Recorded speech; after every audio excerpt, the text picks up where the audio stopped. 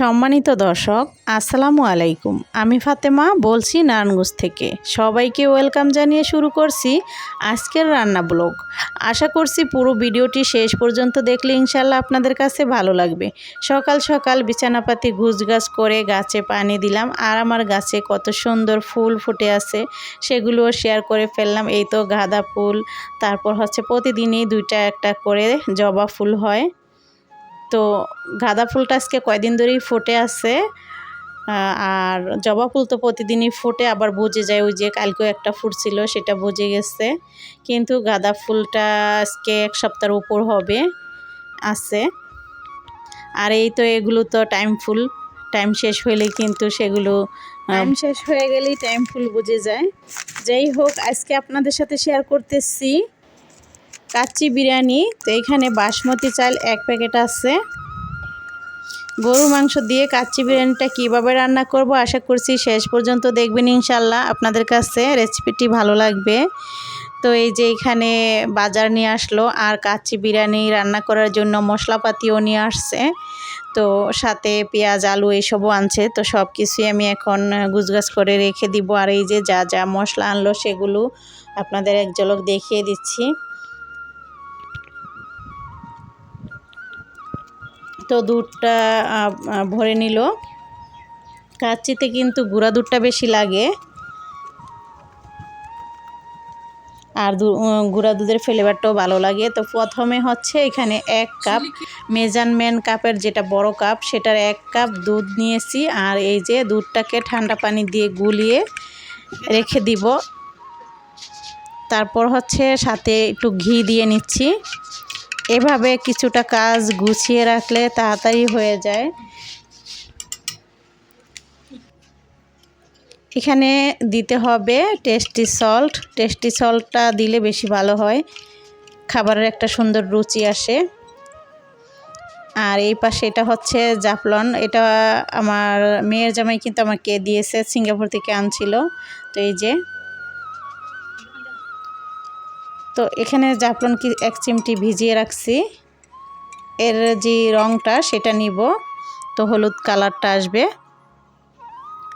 আর দেখুন এখানে 1 কেজির মতো গরুর গোশ আছে, সেটাকে ধুয়ে ফ্রেশ করে নিয়েছি। পেঁয়াজ বেরেস্তা করে নিয়েছি, আলু ভেজে নিয়েছি, আদা রসুন বাটা, 3 পদের বাদাম, কিশমিশ, কাঁচামরিচ, আলু বকারা। তো সব কিছুর নাম আর বলছি না, দেখতেই পাচ্ছেন। আর এক এক করে যখন রান্নাটা করব তখন দেখিয়ে দিব।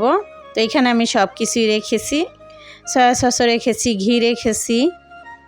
এরপর প্যাকেটের যে মশলা, কাচ্চির যে মশলাটা থাকে রাঁধুনি, সেই মশলা 1 প্যাকেট এখানে রেখেছি। তো এখানে আমি টক দই দিলাম। এই টক দইটা আসলে কিনা টক দই না, গুঁড়া দুধ দিয়ে লেবু দিয়ে এরকম একটু টক দইয়ের মতো করে নিয়েছি, সেটাই দিলাম। একটু সময় লাগতো টক দইটা হইতে। তারপর দিলাম হচ্ছে সয়া সস, আদা রসুন বাটা।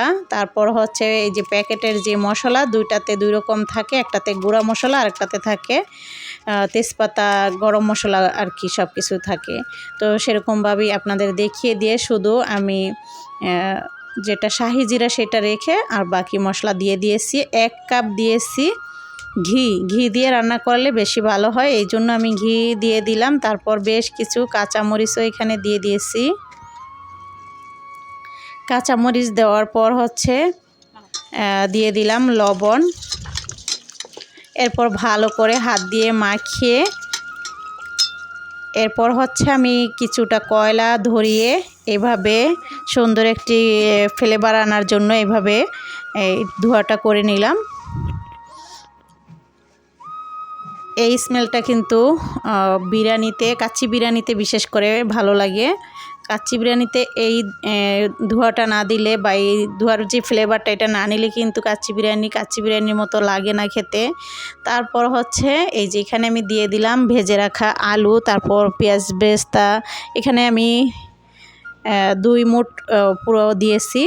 2 মুঠ পেঁয়াজ বেরেস্তা দেওয়ার পর দিয়ে দিচ্ছি কাঠবাদাম, কাজু বাদাম। এরপর হচ্ছে যাদের কাছে মাওয়া না থাকে, আমার মতো গুঁড়া দুধের সাথে ঘি মিলিয়ে এরকম মাওয়া তৈরি করে নেবেন। এখন আমি সাইডে রেখে দিয়ে এই পাশে গরম পানি বসিয়ে দিয়েছিলাম আগেই। তারপর হচ্ছে দিয়ে দিয়েছি এখানে শাহি জিরা, তারপর গরম মশলা, তেজপাতা, আর দিয়ে দিয়েছি তেল, সয়াবিন তেল, আর অল্প পরিমাণে লেবুর রস। এটা দিলে ঝরঝরা হয়। আর চালটা তো আমি শুরু থেকেই ভিজিয়ে রেখে দিয়েছিলাম, 1 ঘন্টার উপরে হয়েছে ভিজিয়ে রেখেছিলাম, তো ঘন্টাখানেকের মতো রেখে দিলেই হবে। এই পাশে শেফালি তো থালাবাটি ধুইতেছিল আমি রান্না করার সময়। তো দেখুন গ্যাসটাও কিন্তু কমে গেছে। এই সময় একটু চুলার জালটা যদি বেশি থাকে, মানে আগুনটা বেশি থাকলে ভালো হয়। তো যাই হোক, কম গ্যাসেই কিন্তু চালটাকে 80% ফুটিয়ে নিয়েছি। তারপর হচ্ছে এইভাবে করে দিয়ে দিচ্ছি, এভাবে উঠিয়ে বা চাকুনিতে কোনো জালিতে ছেঁকে তারপর দিতে পারেন। তারপর হচ্ছে এক লেয়ার দেওয়ার পর আবারও পেঁয়াজ বেরেস্তা, বাদাম দিয়ে, তারপর আবারও চাল দিয়ে, আবারও পেঁয়াজ বেরেস্তা, এরপর হচ্ছে এখানে দিয়ে দিলাম জাফলন ভিজানো পানি। তারপর হচ্ছে এই যে শুরুতে ভিজিয়ে রেখেছিলাম যে দুধ আর হচ্ছে ঘি, তো সেটা দিয়ে দিয়েছি। আবারও দিয়ে দিলাম পেঁয়াজ বেরেস্তা, তারপর হচ্ছে বাদাম কুচি, এখানে দিয়ে দিলাম ঘি দিয়ে মিশানো গুঁড়া দুধটা, এটা যে মাওয়ার যে কাজটা করে সেই জন্য দিয়েছি। আর মাওয়া থাকলে তো কোনো কথাই নেই, সেটা দিয়ে দিবেন। তারপর হয়ে গেল। এখন হচ্ছে আমি আটা, যেটা আমরা রেগুলার রুটি খাওয়ার যে আটা, সেটা দিয়ে এরকম একটি ডো তৈরি করে এইভাবে টেনে দিয়ে দিচ্ছি। যেহেতু এটা দম দিয়ে রান্না করতে হয়, তো দম বিরিয়ানিটা একবারই আমি কিন্তু বসিয়ে দিচ্ছি। আর রাইস কুকারে রান্নাটা করতেছি, এটা কিন্তু রাইস কুকারেও রান্না করা যায়, তো অনেকেই কিন্তু চুলায় রান্না করেন। তো আমার চুলাতে হচ্ছে এখন তেমন একটা গ্যাস নাই, আর এটা মানে কম আগুনে রান্না করা যাবে না। প্রথম দিকে কিন্তু একটু ফুল গ্যাসটা লাগে, এই জন্য আমি একবারই বসিয়ে দিয়েছিলাম। আর দেখুন কতটা সুন্দর হয়েছে, খুবই কম সময়ে আমি রান্নাটা করে ফেলেছি। যদি আপনারা চুলায় রান্না করতেন তাহলে 1 ঘন্টার মতো সময় লাগতো। আমার এখানে কিন্তু আধ ঘন্টার চাইতে একটু বেশি সময় লাগছে, হয়তো বা আমি খেয়াল করিনি, তবে 1 ঘন্টা তো কিছুতেই লাগে নাই। দেখুন কতটা সুন্দর লোভনীয় কাচ্চি বিরিয়ানি হয়ে গেছে। মাংসটাও কত সুন্দর মতো কিন্তু সফট হয়েছে, একদম সুন্দর মতো সেদ্ধ হয়ে। দেখুন আমি গরম, এই জন্য ছিঁড়ে দেখাচ্ছি না। আর কত সুন্দর ঝরঝরে হয়েছে। সব মিলিয়ে সুন্দর একটি কাচ্চি বিরিয়ানি রান্না হয়েছে, আর ফ্লেভারটা অনেক সুন্দর আসছে, খেতেও অসম্ভব মজা হয়েছিল।